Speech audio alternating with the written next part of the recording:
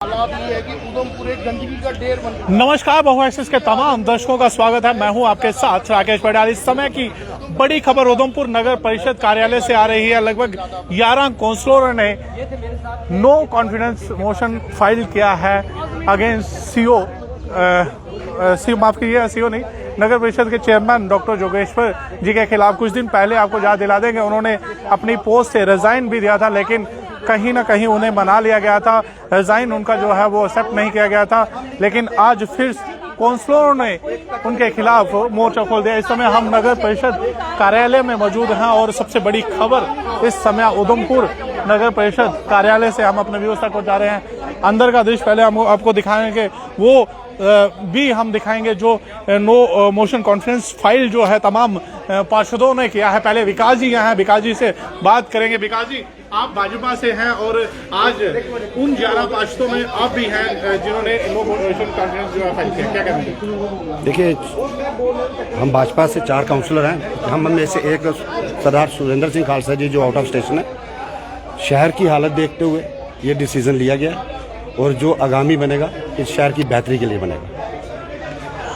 आप देख रहे हैं कि शहर की जो है खस्ता हालत और शहर में जो गंदगी के ढेर जो है लगातार तब्दील हो रहे हैं, उसको लेके जो है शहर की समस्याएं जो हैं वो पूरी नहीं हो पाई हैं और उनके लेके आज तमाम काउंसलरों ने जो है वो नो मोशन कॉन्फ्रेंस जो फाइल किया है। मैम जी हैं, मैम आप किस वार्ड से ताल्लुक रखती हैं और क्या जरूरत पड़ गई आज जो है नो मोशन कॉन्फ्रेंस फाइल? देखिए, मैं वार्ड नंबर 11 की काउंसलर आरती वर्मा हूँ।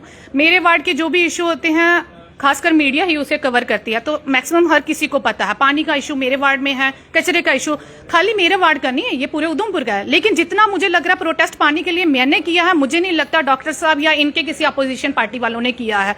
शायद इनके वहां पानी अच्छा आता है। मैंने तो इसके लिए पहले भी मीडिया में काफी बार बोला है कि हम लोगों को इकट्ठा होने की जरूरत है।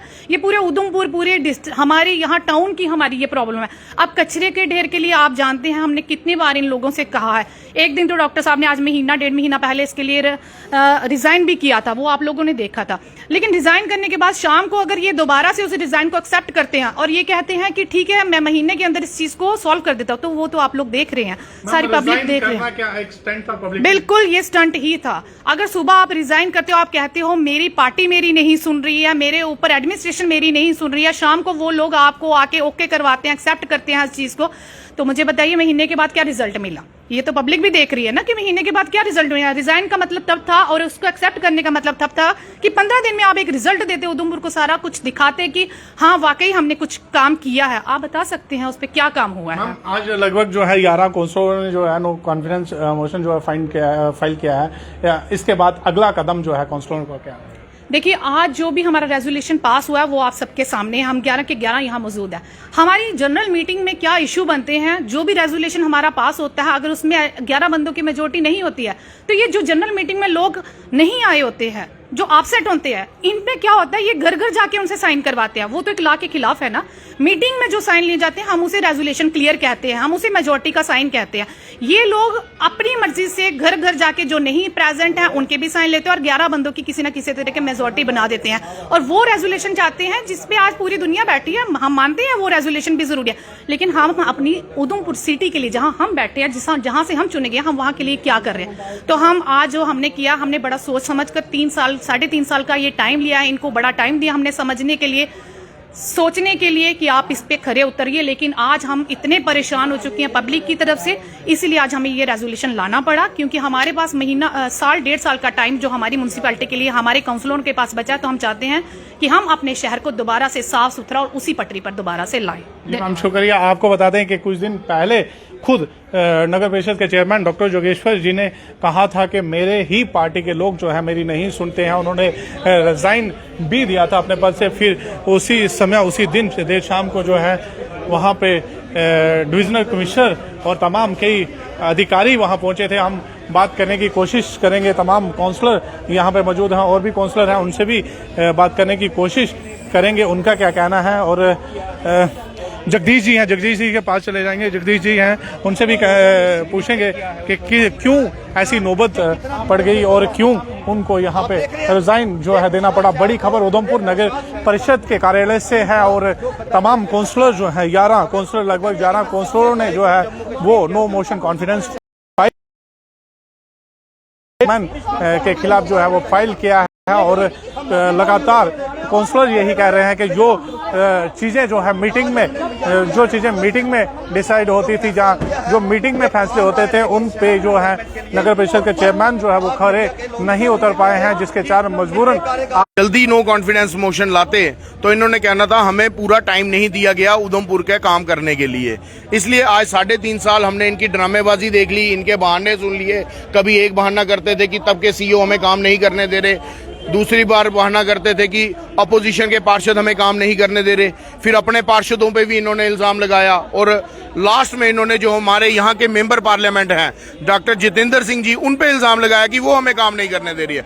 इसलिए आज तमाम पार्षदों ने ये फैसला किया कि अब अगर आपको सारे लोग काम नहीं करने दे रहे, आप घर पे बैठिए, दूसरा कोई पार्षद जो है वो आएगा और उधमपुर को गंदगी का ढेर नहीं बनने देगा, उधमपुर की डेवलपमेंट करवाएंगे हम। समनिक जी, एक सवाल पूछना चाहूंगा। कुछ काउंसलर हमारे साथ बातचीत कर रहे थे, उनका ये भी कहना है कि जो चीजें मीटिंग में डिसाइड होती थी, जो चीजें मीटिंग में निर्णय लिए जाते थे, वो निर्णय जो वो अलग होते थे, और जो चेयरमैन है म्युनिसिपल कमेटी के, उनके निर्णय जो है वो अलग होते थे, जिसके चलते कहीं ना कहीं काउंसलर जो है वो खपा है। क्या वाकई ये सही बात है? देखिए, पहले तो ऐसा होता था कि जब हमारी जनरल हाउस की बैठक होती थी, उसमें 2-3 बातों पे चर्चा होती थी और सहमति बनती थी। जब हम उसके मिनट्स ऑफ द मीटिंग देखते थे तो वहां पे 4-5 बातें अपनी तरफ से लगा दी जाती थी।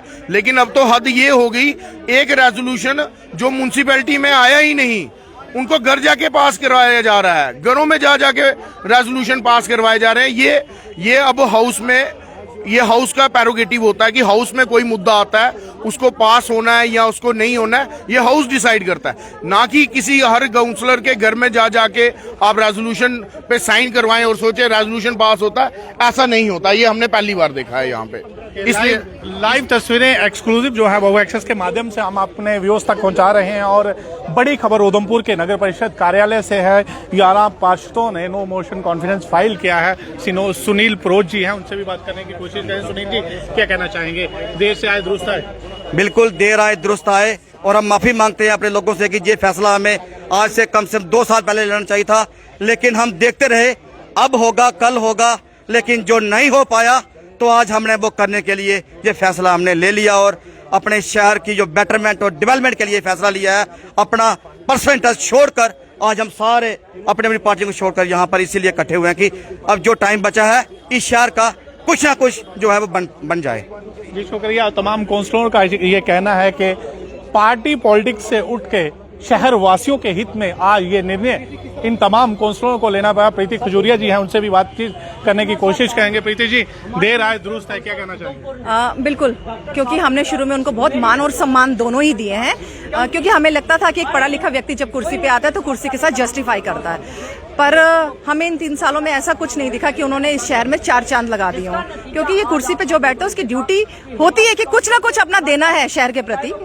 ये ओथ भी ली थी उन्होंने, पर वो कर नहीं पाए, और बीच में इन बिटवीन आपको पता है कि उन्होंने रिजाइन भी किया था। तो हम लोग बहुत खुश थे कि उन्होंने अब रिजाइन कर दिया तो कोई नया चेहरा आएगा, पर उनको मनाने के लिए डिवकॉम आ गए जम्मू से। तो मैं ये कहती हूँ कि उससे पहले ही हमारी डिवकॉम साहब के साथ मीटिंग भी हुई थी। डिवकॉम साहब को कचरा नहीं दिखता शहर का, पानी की प्रॉब्लम नहीं दिखती, बिजली की प्रॉब्लम नहीं दिखती, पर एक प्रेसिडेंट को मनाने के लिए वो भी जम्मू से आ जाते हैं। तो हमें ये समझ नहीं आती कि सरकार ने उनको इन कुर्सियों पे किसके लिए बिठाया है, अपनी ड्यूटीज परफॉर्म के लिए, या फिर जो नेता लोग अगर जा रहे हैं उनको मनाने के लिए। ये तो लोगों को भी अब समझना पड़ेगा।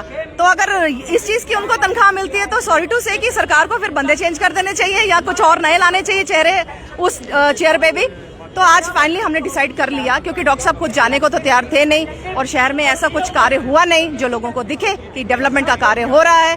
तो इसलिए अब हमें नया चेहरा देना चाहिए, चाहे 1 साल में। और अगर 1 साल में भी वो जो नया चेहरा काम नहीं करता है तो हमारी ऑपोजिशन एज इट इज रहेगी, क्योंकि हमें शहर के लिए काम करने, और हम सबको मिलके शहर, मैं आपको बार बार एक ही चीज बोलती हूँ, किसी एक का नहीं है, शहर सबका है और सबकी जिम्मेदारी है शहर के प्रति।